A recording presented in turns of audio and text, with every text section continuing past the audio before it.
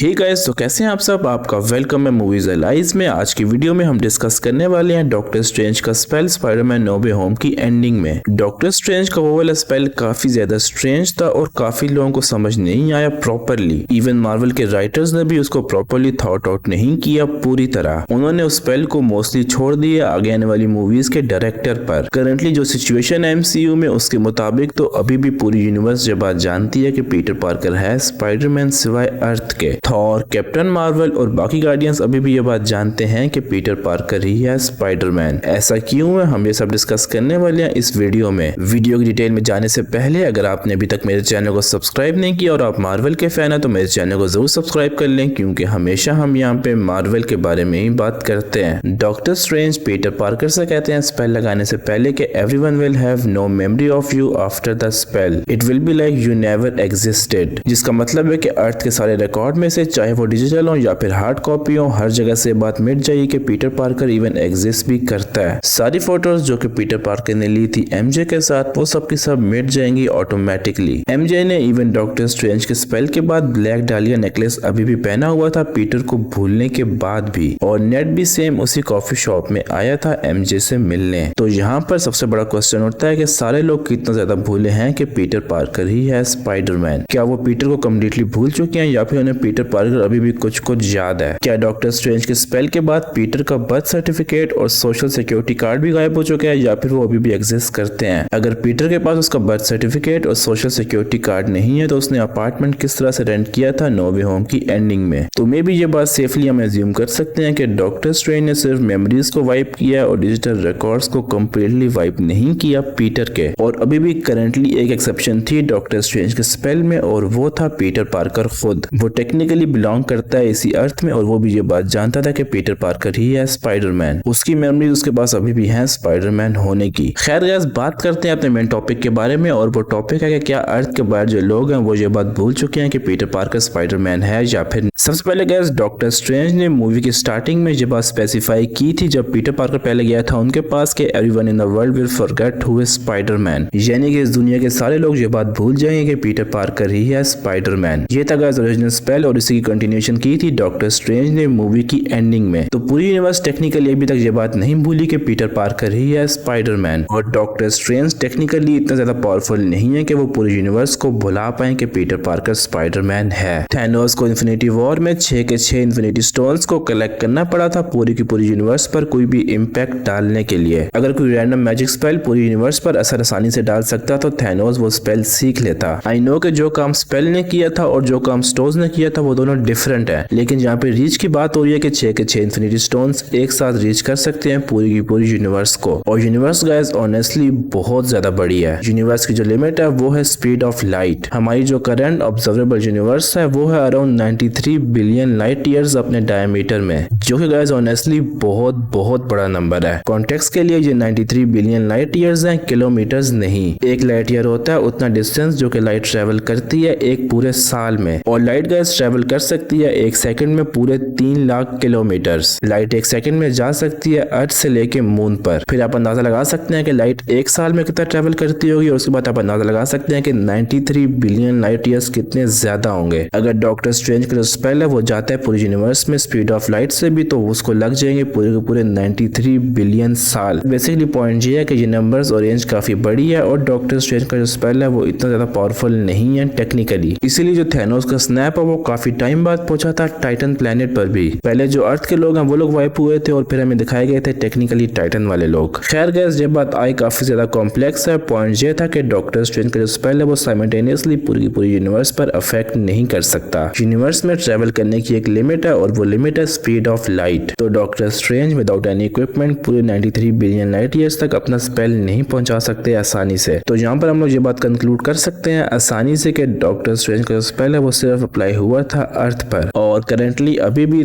Thor, guardians of the Galaxy, captain Marvel और Nick Fury ये बात जानते हैं कि पीटर पार्कर ही है स्पाइडरमैन। और लिटरली जो भी एवेंजर्स एंड गेम की फाइनल बैटल में था उसने देखा हुआ टेक्निकली पीटर पार्कर का फेस। और उनमें से जो भी लोग डॉक्टर स्ट्रेंज के स्पेल के टाइम अर्थ पर नहीं थे वो भी टेक्निकली ये बात जानते हैं कि पीटर पार्कर स्पाइडरमैन है। निक फ्यूरी को हमने देखा था last time Spiderman far from home की एंडिंग में, और वो थे उस टाइम सोर्ड के स्पेस स्टेशन पर। तो निक फ्यूरी क्योंकि वो अर्थ से बाहर थे वो अभी भी ये बात जानते हैं हैं कि पीटर पार्कर ही है स्पाइडरमैन। वो टेक्निकली दोबारा से रिक्रूट कर सकते हैं पीटर पार्कर को एज स्पाइडरमैन एवेंजर्स 5 मूवी के लिए। इसके अलावा थॉर, कैप्टन मार्वल और गार्डियंस भी ये बात जानते हैं ऑलरेडी, तो पीटर के लिए दोबारा से एवेंजर्स में आना ज्यादा मुश्किल नहीं होने वाला। इसके अलावा इवन एमजे ने भी कॉफी शॉप में स्पेल के बाद पहना हुआ था ब्लैक डालिया नेकलेस, जो कि उसे दिया था पीटर पार्कर ने, जिसका मतलब है कि उसे अभी भी कुछ ना कुछ याद है टेक्निकली पीटर के बारे में। इसके बाद गाइस वापस आते हैं उस पॉइंट पर कि पीटर के पास अभी भी अपना सोशल सिक्योरिटी कार्ड और बर्थ सर्टिफिकेट है या फिर नहीं है। उसने कौन से पेपर्स दिखा के अपना नो वे होम की एंडिंग में अपार्टमेंट रेंट किया था। तो मे भी गाइस जहाँ पे पीटर पार्कर ये बात क्लेम कर सकता है कि वो स्नैप का एक विक्टिम था और उसका बर्थ सर्टिफिकेट और सोशल सिक्योरिटी कार्ड सब कुछ गायब हो गया या फिर खो गया थैनोस के स्नैप में। I mean technically guys Peter snap का विक्टिम था और वो वापस आया था 5 साल बाद, लेकिन मे भी उसके रिकॉर्ड अभी नहीं होने वाले गवर्नमेंट के पास। खैर गाइस आज के लिए इस वीडियो में इतना ही। अब जो अगला क्वेश्चन है वो है कि पीटर पार्कर से कैप्टन मार्वल पहली बार कब मिली थी। मुझे इस क्वेश्चन का आंसर कमेंट्स में जरूर बताना है। तो दोस्तों आज के लिए इस वीडियो में इतना ही, मिलते हैं आपसे अगली वीडियो में।